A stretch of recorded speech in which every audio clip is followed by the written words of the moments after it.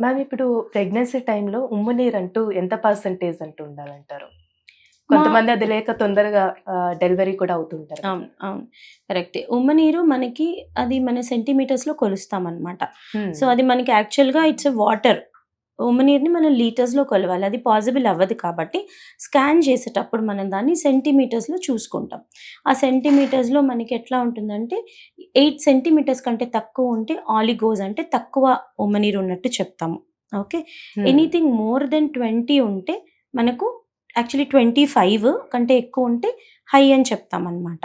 కానీ ఒక్కొక్క gestation time అంటే ఒక్కొక్క మంత్‌లో సపోజ్ ఇప్పుడు మనకి 8థ్ మంత్ 32 వీక్స్ ఉంది. ఆ టైంలో 16, 17 ఉన్నా కూడా పర్వాలేదు. ఓకే.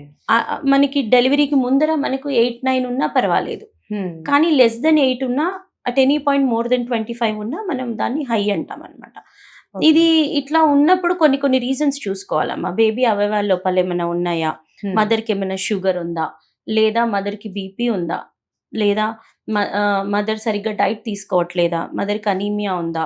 సో, ఏ రీజన్ వల్ల ఈ ఉమ్మ నీరనేది తగ్గిందనేది చూసుకోవాలి. అలా హ్మ్. ఉన్నప్పుడు తగ్గిన ప్రాబ్లమే, ఎక్కువున్న ప్రాబ్లమే. మధ్యలో కరెక్ట్‌గా ఉండాలి. అది. హ్మ్. మ్యామ్ ఇప్పుడు కొంతమందికి మంత్ స్టార్ట్ అయిన తర్వాతకి హెవీగా స్టమక్ పెయిన్ రావడం గాని, ఇంకా ఆ రోజు మొత్తం మూడ్ స్వింగ్స్ అంటూ ఉంటాయి 3 డేస్ వరకు. బ్లీడింగ్ హెవీగా అవ్వడం, కొంతమందికి అవ్వకపోవడం. అలా ఎందుకు జరుగుతుంది మ్యామ్? సో, ఇప్పుడు చాలా కండిషన్స్ అమ్మా. ఇప్పుడు చాలా మందికి హెవీగా అవ్వదు అన్నారు కదా మీరు. తక్కువయ్యే హ్మ్. వాళ్ళకి హైపోమెనోరియా అంటాం. అంటే స్కాంటీ బ్లీడింగ్ అనమాట అది. హ్మ్. జస్ట్ ఒక్క ప్యాడ్ అవ్వడం, రోజంతా రోజు పొడుగునా ఒకటే అవ్వడం, అది కూడా ఫుల్ సోక్ అవ్వకపోవడము. జస్ట్ హ్మ్. కొంచెం స్పాటింగ్‌లా కనిపించడం, ఒక్క రోజులో అయిపోయి మానిపోవడం. సో, ఇలా అయ్యేది మనకు యూజువల్‌గా పీసీఓడీలో ఎక్కువ చూస్తుంటాం మనం. పీసీఓడీ ఉండే వాళ్ళలో, హార్మోనల్ ఇంబాలెన్స్ ఉండే వాళ్ళలో చూస్తాం. కొంతమందికి 15 రోజులకి ఒకసారొస్తది. వచ్చిందంటే 7 రోజుల నుంచి 10 రోజుల వరకు అవుతది. హ్మ్. అండ్ ఒక్కొక్క రోజు 4-6 ప్యాడ్స్ మారుస్తారు. ఇదంతా హెవీ బ్లీడింగ్ అనమాట. ఇట్లా ఓకే. యూజువల్‌గా మనకి థైరాయిడ్ ప్రాబ్లమ్స్ ఉన్నా, లేకపోతే యూట్రస్‌లో ఫైబ్రాయిడ్స్ ఉన్నా, హ్మ్. లేకపోతే అడినోమయోసిస్ అనే కండిషన్ కానీ, ఎండోమెట్రియోసిస్ ఇలాంటి వాళ్ళలో పాలిప్ అంటామనమాట. ఇలాంటి వాళ్ళలో మనకు ఎక్కువ హెవీ బ్లీడింగ్ చూస్తాం. బ్లీడింగ్ అబ్నార్మాలిటీస్ ఉన్న వాళ్ళలో కూడా చూస్తామనమాట ఇట్లా. సో, కడుపు నొప్పి ఎందుకొస్తుంది ఇంకా? ఈ టైంలో కడుపు నొప్పి యూజువల్‌గా డే 1 అనేది కొంతమందికి కొంచెం క్రాంప్స్ ఉంటాయి కొంతమందికి. డే హ్మ్. 1, డే 2 అట్లా ఉంటాయి. అవును. కానీ వాళ్ళు వాళ్ళ పనులు చేసుకోగలగాలి. కొంతమంది పనులు చేసుకోలేనంత సివియర్‌గా పెయినొస్తుంది. అలాంటి వాళ్ళలో అడినోమయోసిస్ అని, ఎండోమెట్రియోసిస్ అనే కండిషన్స్ ఉంటాయి. ఇలా హ్మ్. ఉన్నప్పుడు వాళ్ళ క్వాలిటీ ఆఫ్ లైఫ్ అనేది చాలా తగ్గిపోతుందనమాట.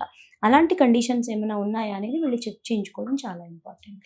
మరి ఇప్పుడు కొన్ని కేసులు చూసుకున్నట్లయితే కొంతమంది థైరాయిడ్ ఉంటుంది, పీసీఓడీ ఉంటుంది. ఈ 2 ఉన్నట్లయితే కన్సీవ్ అయ్యే ఛాన్స్ ఉందంటారా? అదే అమ్మా చెప్పాం కదా! ఇందాక మనం పీసీఓడీ గురించి అవును. ఫస్ట్ మాట్లాడుకున్నప్పుడు, అందరిలోనూ కన్సీవ్ అవ్వకపోవడం అనేది ఏముండదు. చాలామంది హెల్తీ లైఫ్ స్టైల్ ఉండి, వెయిట్ అంతా కరెక్ట్‌గా ఉంటే కన్సీవ్ అవుతారు చాలామంది. థైరాయిడ్ కూడా అంతే.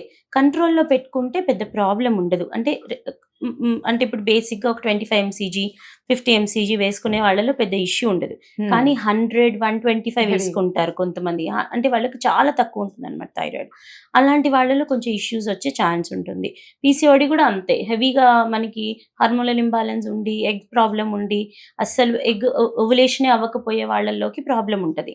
అప్పుడు వీళ్ళిద్దరికీ గాను సివియర్ హైపోథైరాయిడిజం ఉన్న, సివియర్ పీసీఓడీ ఉన్న ఈ ఇద్దరికీ సపోర్ట్ అయితే పడతది. కొంచెం ఇన్‌ఫర్టిలిటీ ట్రీట్మెంట్ అయితే అంటే తీసుకోవాల్సొస్తది. ఒకవేళ మేల్‌కుంటే బేబీకి ప్లానింగ్‌లో ఉన్న వాళ్ళకేమైనా ప్రాబ్లమ్ అయిద్దా మరి? అఫ్‌కోర్స్ అమ్మా. ఎంత ఫిమేల్ ఇంపార్టెంటో మేల్ కూడా అంతే అదే. ఇంపార్టెంట్ కదా! ఆ! సో, ఇవాళ రేపు మెయిల్ ఇన్‌ఫర్టిలిటీ కూడా చాలా ఎక్కువైపోతుంది. ఎక్కువైపోతుంది. కోవిడ్ తర్వాత గూడా చాలా వరకు ప్లస్ ఈ హ్యాబిట్స్, స్మోకింగ్, ఆల్కహాల్ ఇలాంటి హ్యాబిట్స్ వల్ల డిప్రెషన్, యాంగ్జైటీ, వెయిట్ వాళ్ళకి కూడా ఫిజికల్ యాక్టివిటీ లేకపోవడము, ఇలాంటి అన్ని ప్రాబ్లమ్స్ వల్ల మేల్ ఫ్యాక్టర్‌కనేది కూడా ఎక్కువ చూస్తున్నాం ఇవాళ రేపు. హ్మ్. ఎరెక్షన్ డిఫికల్టీస్ గాని, ఎరెక్టైల్ డిస్‌ఫంక్షన్ ఉండడము, వారికోసిల్స్ ఉండడం, ఈ ప్రాబ్లమ్స్ అన్నీ ఎక్కువ చూస్తున్నాం మగవాళ్ళలో కూడా. సో, వాళ్ళ ట్రీట్మెంట్ అనేది equally as important as female ఇది. డాక్టర్ ఇప్పుడు ప్రీ మెచ్యూర్ బేబీ కొంతమంది కొన్ని కేసెస్‌లో జరుగుతూ ఉంటే అలా ఎలా ఎందుకు జరిగిద్దంటారు? ప్రిమెచ్యూర్ బేబీ అంటే ఇప్పుడు మనకి చాలా రీజన్స్ ఉంటాయమ్మా. మనకు మదర్‌కి బీపీ ఎక్కువున్నా హ్మ్. ప్లెసెంటా అంటాం కదా! మదర్‌కి, బేబీకి మధ్యలో ప్లెసెంటల్ ఇన్‌సఫిషియన్సీ ఉన్నా, ఉమ్మనీరు బాగా తగ్గిపోవడం గానీ, లేకపోతే బేబీ వెయిట్ పెరగకపోవడం గానీ, బేబీకి, మదర్‌కి మధ్యలో సర్క్యులేషన్ అంటే డాప్లర్ చేంజెస్ అంటాం. అలాంటి ప్రాబ్లమ్స్ ఉన్నప్పుడు మనం తొందరగా డెలివరీ చేయాల్సొస్తుంది. కొంతమందికి ఉమ్మనీరు సడెన్‌గా లీక్ అయిపోవడము, అవును. అవన్నీ ఉన్నప్పుడు కొంచెం మనకి పీఆర్ఓఎం అంటాం. Premature rupture of membranes. ముందే ఉమ్మనీరు పగిలిపోవడం, ముందనే లేబర్‌లోకెళ్ళిపోవడం, లేదా గర్భసంచిలో కొన్ని ఇష్యూస్ ఉంటాయి. అంటే హ్మ్. గర్భసంచి ఫార్మేషన్‌లో మనకి బైకార్నియేట్ యుటరస్‌లు ఇట్లా ఉన్నప్పుడు ఏమైతుందంటే, గర్భసంచి మామూలుగా ఒక సెవెంత్ మంత్, ఎయిత్ మంత్ వరకే క్యారీ చేయగలుగుతుంది బేబీని. ఆ హ్మ్. తర్వాత క్యారీ చేయదు. ఒక్కొక్కసారి సర్విక్స్ షార్ట్‌గా ఉంటది మనకు. గర్భసంచి మూతి అంటాం కదా! అది షార్ట్‌గా అవును. ఉన్నప్పుడు స్టిచ్ చేస్తారు. కొంతమంది ముందే పెయిన్స్ రావడం ఇలా దానివల్ల మనకి ప్రీమెచ్యూర్ బేబీస్ అనేది డెలివర్ చేయాల్సొస్తది. అంటే హ్మ్. ఎయిదర్ బేబీకి ఇంకా మదర్ వూంబ్ అనేది సపోర్టివ్‌గా లేదు. ఇంకా మదర్ పొట్టలో ఉండడం కంటే కూడా బయట ఉండడమే బెటర్ అనుకున్న కండిషన్స్‌కి ఇంక తప్పకుండా మనం ప్రీమెచ్యూర్ డెలివరీ చేయాల్సొస్తుంది. అది ఎప్పుడు చేశాము? ఏ టైంలో చేశాము? స్టెరాయిడ్ కవరేజ్ ఉందా? లేదా? అంటే లంగ్ మెచ్యూరిటీకి ఇంజెక్షన్ ఇస్తాం. అది హ్మ్. ఉందా? లేదా? బేబీ ఎంత వెయిట్ ఉంది? ఈ అన్నిటి మీద బేబీ యొక్క ప్రోగ్నోసిస్ అంటే బేబీ యొక్క ఫ్యూచర్ అనేది డిపెండ్ అవుతుంది. మ్యామ్ అది. ఇప్పుడు ఫస్ట్ బేబీకి ఒకవేళ కన్సీవ్ అయినప్పుడు కొన్ని ప్రాబ్లమ్స్ అంటూ వస్తూ ఉంటాయి. సెకండ్ బేబీకి గూడా అలానే వస్తాయంటారా? సింప్టమ్స్ అనుకోవచ్చు, ప్రాబ్లమ్స్. క్రోమోజోమల్ అబ్నార్మాలిటీస్ ఉన్నాయి. హ్మ్. బేబీకి డౌన్ సిండ్రోమ్ గాని ఇట్లా. అలా ఏమన్నా ఉంటే వాళ్ళు మేనరికము అట్లా అయిందనుకోండి మదర్, ఫాదర్ అట్లాంటప్పుడు కొన్ని కంటిన్యూ అవుతాయి. కొన్ని రిపీట్ అవుతాయి. కొన్ని ఆ బేబీ వరకే ఆ ప్రెగ్నెన్సీలో వచ్చిన ప్రాబ్లమ్సే ఉండి అయిపోతుంది. వచ్చాయనుకోండి. యూజువల్‌గా ఆ బేబీకి నెక్స్ట్ బేబీకి ఏమి ప్రాబ్లమ్ ఉండదు. హ్మ్. ఇప్పుడు baby mother negative group, father positive group. అలాంటప్పుడు ఫస్ట్ బేబీకి కొంచెం ప్రాబ్లమ్ ఉంటది. జాండీస్ రావడం అట్లా. సెకండ్ బేబీకి చాలా ఎక్కువుంటది. థర్డ్ బేబీకి ఇంకా ఎక్కువుంటది. సో, హ్మ్. ఇది మదర్ కండిషన్ బట్టి, బేబీ కండిషన్ బట్టి ఉంటుందమ్మా అంటే ఇదన్నీ. కొంతమంది వైఫ్ అండ్ హస్బెండ్ ఒకటే బ్లడ్ గ్రూప్ అంటూ ఉంటుంది కదా! అంటే కన్సీవ్ అయ్యేటప్పుడు ఏమైనా ప్రాబ్లమ్స్ ఉంటాయంటారా? ఒకటే బ్లడ్ గ్రూప్‌లో ఏం ప్రాబ్లమ్స్ ఉండవమ్మా.